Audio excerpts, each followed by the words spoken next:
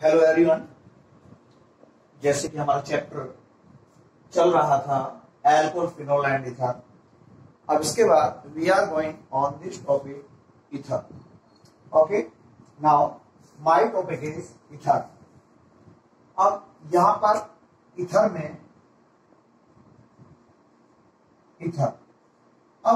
में चैप्टर की स्टार्टिंग करते समय मैंने आप लोगों को क्लियर करा दिया था classification of ether and IUPAC name of ether. Okay, अब मैं यहां पर लेकर चलूंगा method of preparation. Okay, method of preparation, clear? Method of preparation, हाँ, method of preparation, clear? Method of preparation. तो सबसे पहले हमारा यहां पर जो हम ईथर को तैयार करते हैं by dehydrogenation. Okay, by dehydration of alcohol, clear? तो my first method is by dehydration of alcohol. By dehydration of alcohol, clear? अब देखना यहां पर जैसे मैं इथाइल अल्कोहल ये ले रहा हूं CH3 CH2OH। जब मैं डिहाइड्रेशन करता हूं एसिड की प्रेजेंस में, ठीक है, जब मैं डिहाइड्रेशन करता हूं H2SO4 की प्रेजेंस में 443 केल्विन टेम्परेचर पर, ठीक है, तब यहां पर मेरे को ईथीन मिलती है। CH2 double bond CH2 plus H2O, clear? H2O, देखो OH यहां से निकलता है, H यहां से निकलता है, H2O मेरा बाहर हो जाता है। लेकिन जब मैं एसिड की प्रेजेंस में यानी H2SO4 की प्रेजेंस में ही डिहाइड्रेशन करूं, ठीक है, और 413 केल्विन टेम्परेचर पर, क्लियर? 413 केल्विन टेम्परेचर पर, तब मेरे को यहां पर ये ईथर मिलता है, ठीक है, CH3 CH2O CH2 CH3, clear? तब मेरे को इथेनॉल से ये ईथर मिलता है, क्लियर? अब देखना इस चैप्टर में 3 मैकेनिज्म हैं। First mechanism is ethene to ethanol. Okay, जो आप लोगों ने पढ़ी थी method of preparation of alcohol में, ठीक है, ethene to alcohol, clear? Alkene to alcohol. Second mechanism is alcohol to alkene, ये भी आप लोगों ने पढ़ ली। इसमें केमिकल प्रॉपर्टीज ऑफ अल्कोहल में, ठीक है, यहां पर अल्कोहल से alkene, clear? My third mechanism is alcohol to ether, clear? There are 3 mechanisms in this chapter. Alkene to alcohol, first mechanism, clear? Second mechanism is alcohol to alkene. My third mechanism is alcohol to ether, clear? अब मैं इसकी mechanism करा रहा हूं कि alcohol से ether कैसे बना। एक्चुअली जब यहां पर अल्कोहल की केमिकल रिएक्शन दिखाई गई तो यहां पर दोनों केमिकल रिएक्शंस हो रही हैं। क्यों भाई? 443 केल्विन टेम्परेचर पर करते हैं तो एल्कीन बनती है, यदि हम 413 केल्विन टेम्परेचर पर करते हैं तो ये हमारा ईथर बनता है। तो मैं अल्कोहल टू ईथर मैकेनिज्म कैसे होती है, क्लियर? मैं इसे यहां पर करा रहा हूं, क्लियर? तो देखिएगा मैकेनिज्म, हाँ, इसकी मैकेनिज्म देखिए, देखो, हाँ, मैकेनिज्म।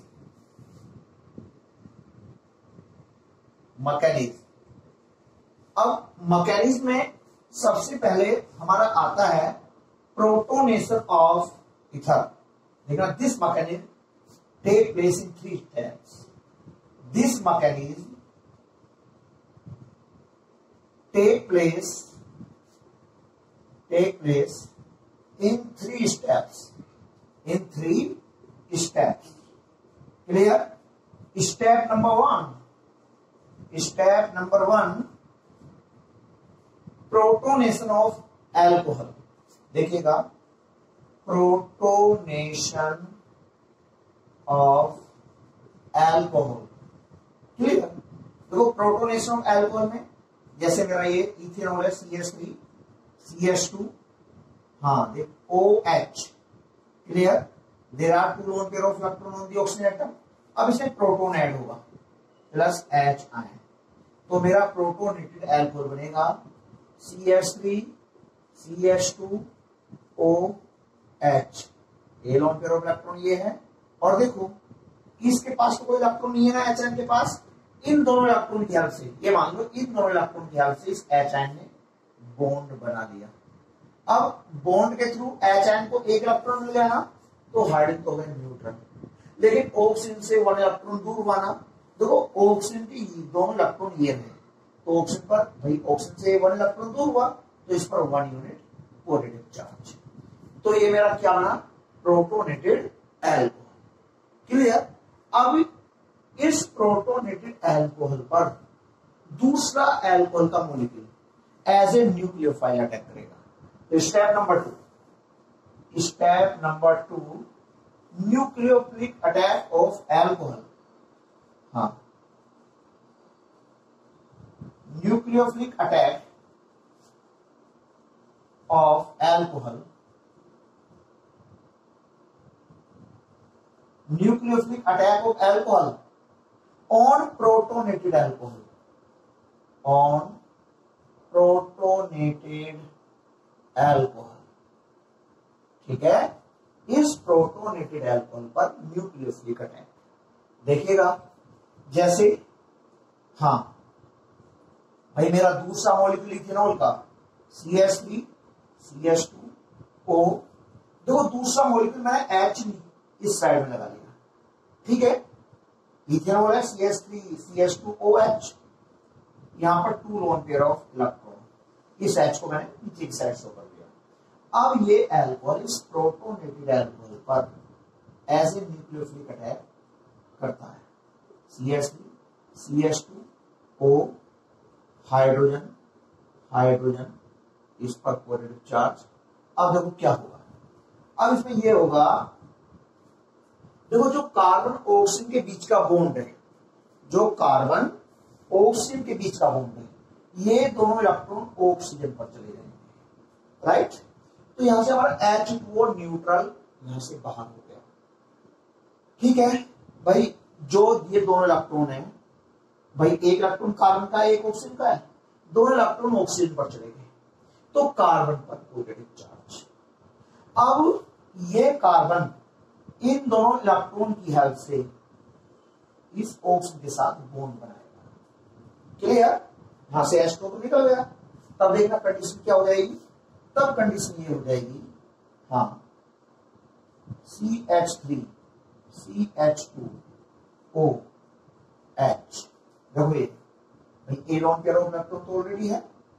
अब इस लोन पेयर ऑफ इलेक्ट्रॉन की हेल्प से ऑक्सीजन कार्बन के बीच बॉन्ड बन गया, बॉन्ड CH2 CH3।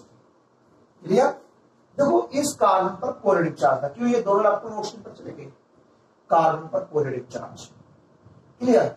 अब इस कार्बन, जो ये कार्बन, कहने का मतलब ये कार्बन जो ऑक्सीजन के साथ बॉन्ड बना रहा है, ये दोनों इलेक्ट्रॉन किसके हैं? ऑक्सीजन के। ये लोन पेयर ऑफ इलेक्ट्रॉन, तो इस कार्बन को एक इलेक्ट्रॉन मिल गया, पॉजिटिव चार्ज था, तो इसका जब इस कार्बन को इस बॉन्ड के थ्रू एक 1 इलेक्ट्रॉन मिल गया, क्या हो गया? न्यूट्रल। और ऑक्सीजन से एक इलेक्ट्रॉन दूर हो गया, तो ऑक्सीजन पर पॉजिटिव चार्ज। क्लियर? बेटा ये पॉजिटिव चार्ज, जल्दबाजी में कोई मिस्टेक मत कर देना। और यहां से क्या रिलीज हो गया हमारा? वाटर प्लस H2O प्लस, यहां से कर रहा हूं H2O। क्लियर? चाहे H2O कर दो, ऑक्सीजन हाइड्रोजन हाइड्रोजन और उसका 2 पेयर ऑफ इलेक्ट्रॉन। क्लियर? ये हमारा प्रोटोनेटेड, सॉरी ये हमारा कंपाउंड, जब ये alcohol as a nucleophile attack करता है ऑन प्रोटोनेटेड एल्कोहल पर, तब हमारा ये कंपाउंड बनता है। क्लियर? अब इस कंपाउंड से प्रोटॉन बाहर निकलेगा, elimination of proton N2 4 ether. Clear?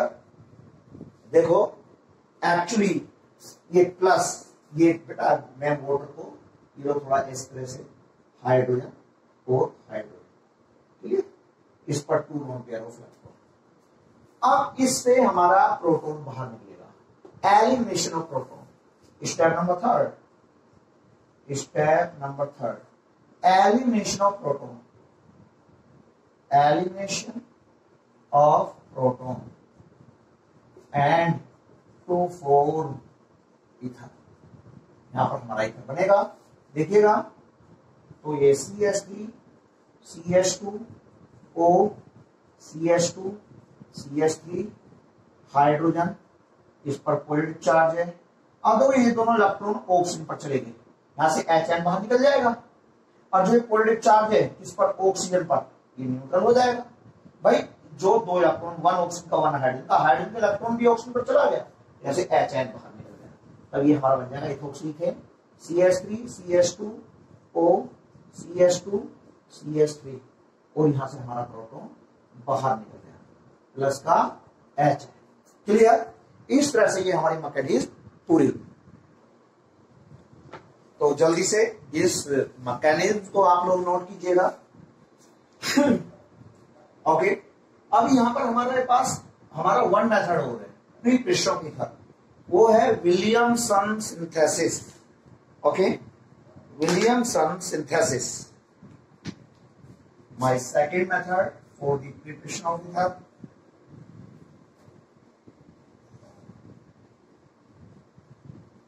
Williamson synthesis.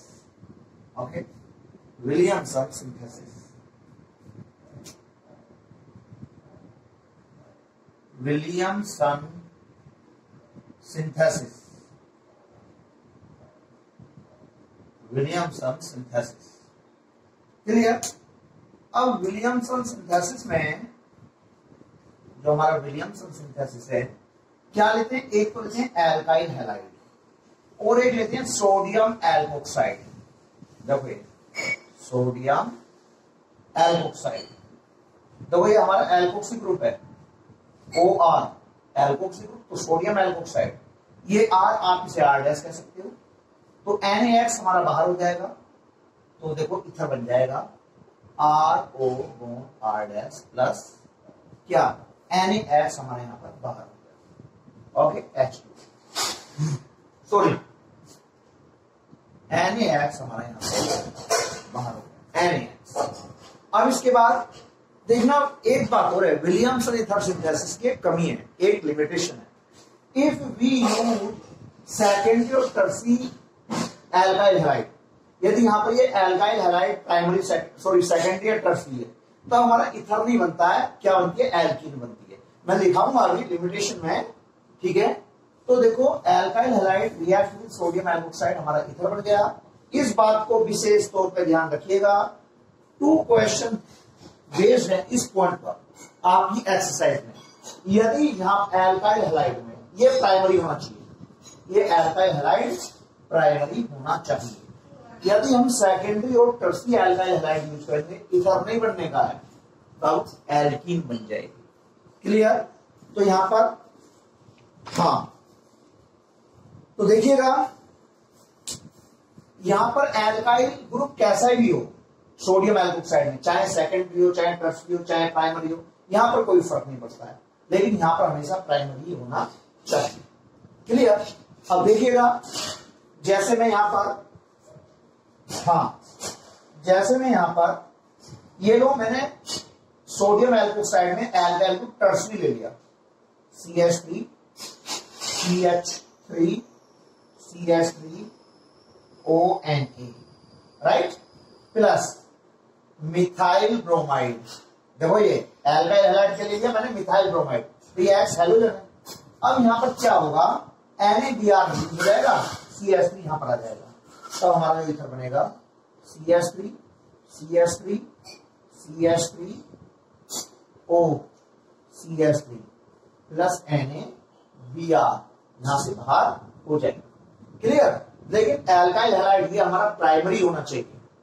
Clear? जल्दी से नोट करें, बी फास्ट, जल्दी से नोट कीजिएगा।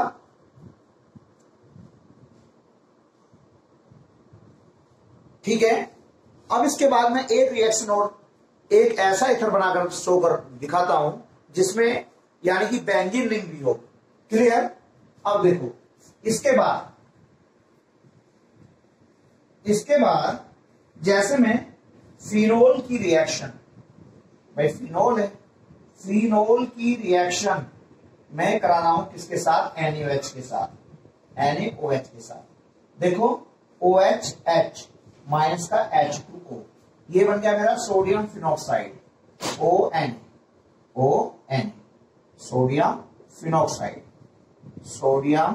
Phenoxide, clear, sodium phenoxide. देखो OH H2O Na यहां पर आ गया, सोडियम फिनोक्साइड। यदि मैं सोडियम फिनोक्साइड की रिएक्शन एल्काइल हैलाइड के साथ करूं, देखो एल्काइल हैलाइड यहां पर भी प्राइमरी है। एल्काइल हैलाइड तो विलियमसन ईथर सिंथेसिस में होता ही प्राइमरी है। क्लियर। NaX रिलीज हो जाएगा और ये मेरा ईथर बन जाएगा OR प्लस NaX मेरा बाहर हो गया, राइट। यहां पर Na की जगह क्या आ गया, R, और NaX बाहर हो गया। ये मेरा ईथर बन गया जिसमें देखो एक एराइल ग्रुप और एक एल्काइल ग्रुप। क्लियर। अब यहां पर इसके बाद देखिएगा, इसके बाद ठीक है, जल्दी से नोट कीजिए। इसे नोट करने के बाद में यहां पर लिमिटेशन लिखा रहा हूं, limitation of Williamson synthesis, limitation, okay, limitation of Williamson synthesis, Williamson synthesis, okay. देखना लिमिटेशन क्या है, इफ वी यूज, देखो अब लिखा रहा हूं उस बात को, इफ वी यूज सेकेंडरी और टर्सरी एल्काइल हैलाइड, ठीक है, देन तब यहां पर देखो स्टेरिक हिंड्रेंस ज्यादा होता है। इफ वी यूज सेकेंडरी और बस डायरेक्ट लिख दीजिएगा, इफ वी यूज सेकेंडरी और टर्सरी एल्काइल हैलाइड देन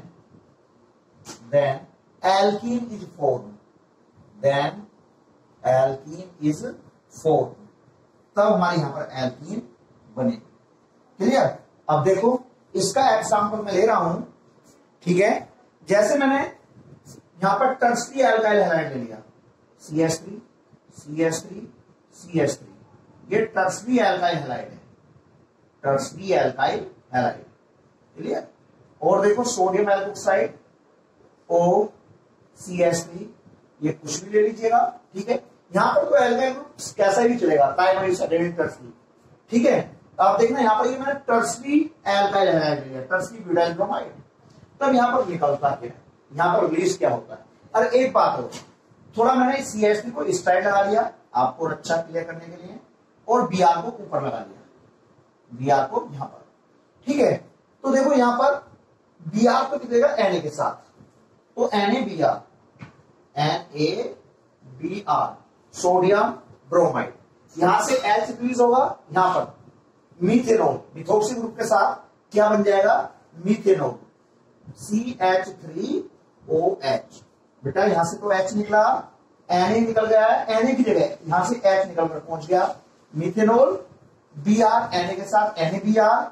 अब इस कार्बन और कार्बन के बीच डबल बॉन्ड बन जाएगा, देखो CH3 डबल बॉन्ड CH2, आपकी क्या बन गई है, एल्कीन। यही लिमिटेशन है विलियमसन ईथर सिंथेसिस की।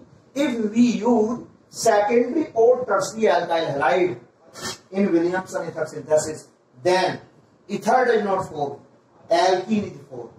क्लियर, ये इसकी लिमिटेशन। ओके, जल्दी से नोट करें।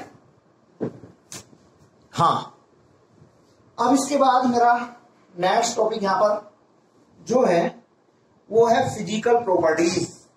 ओके, फिजिकल प्रॉपर्टीज, हाँ फिजिकल प्रॉपर्टीज।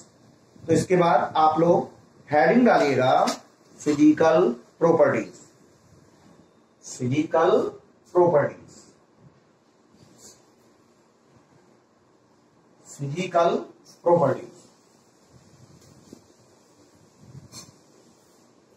Physical properties. देखिएगा जो फिजिकल प्रॉपर्टीज है, ठीक है। अब फिजिकल प्रॉपर्टीज में आप लोग यहां पर पढ़ोगे मैक्सिमम आपका जो बॉइलिंग पॉइंट है, ठीक है, जो आपका बॉइलिंग पॉइंट है, ठीक है। चलो फिजिकल प्रॉपर्टीज में सबसे पहले आप लोग लिखिए number 1।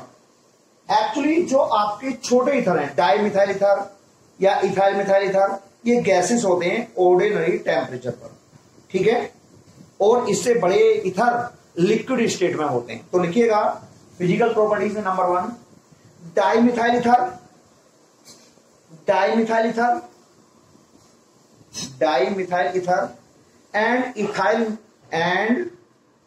Ethyl methyl ether, di methyl ether and ethyl methyl ether, ethyl methyl ether are gases at ordinary temperature, at ordinary temperature,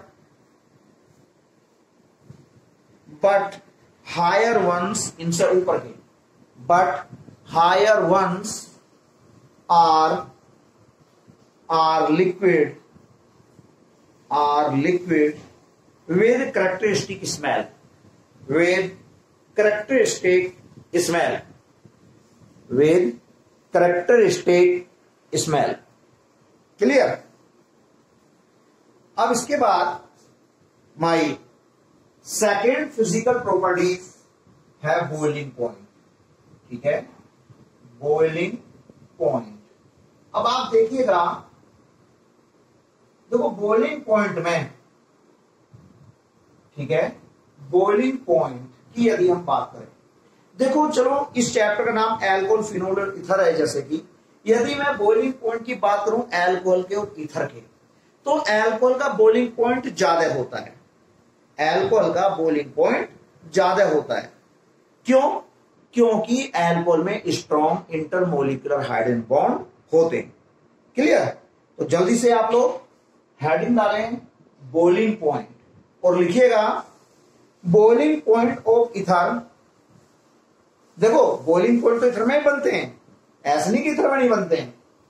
एक मिनट जरा आप पहले इस बात को सुन लीजिएगा, ROR डैश। देखो भाई यहां पर एल्काइल ग्रुप डिफरेंट है, यहां पर डिफरेंट है, तो आपके हाइड्रोजन बॉन्ड तो इथर में बनते हैं लेकिन वीक बनते हैं। कैसे बनते हैं? वीक, स्ट्रॉन्ग नहीं बनते, ठीक है। तो यहां पर जो इथर में हाइड्रोजन बॉन्ड होते हैं वो कैसे होते हैं? वीक होते हैं। यदि हम शो करें, ठीक है, H2O, देखो HOH, तो ये आपका हाइड्रोजन बॉन्ड है, ठीक है, क्लियर। ऐसे इधर से शो कर सकते हैं, हाइड्रोजन ऑक्सीजन हाइड्रोजन, देखो लेकिन ये weak intermolecular hydrogen bond, weak intermolecular alcohol की कंपेयर में। तो लिखिएगा boiling point ether are much lower, boiling point of ether are much lower than the boiling point of alcohol, than the boiling point of alcohol, alcohol के boiling point से कम होते हैं, than the boiling point of alcohol। फिर stop, this large difference in boiling point of alcohol and ether, ठीक है, the large difference in the boiling point of alcohol and ether is due to strong intermolecular hydrogen bond, strong intermolecular hydrogen bond, strong intermolecular hydrogen bond in alcohol, ठीक है, strong intermolecular hydrogen bond बनते हैं in alcohol in the comparison of ether, in the comparison of ether, clear. तो देखो यहां पर ये मेरी फिजिकल प्रॉपर्टी फिनिश हुई। अब इसके बाद मेरा नेक्स्ट टॉपिक चलेगा chemical properties. Okay okay class.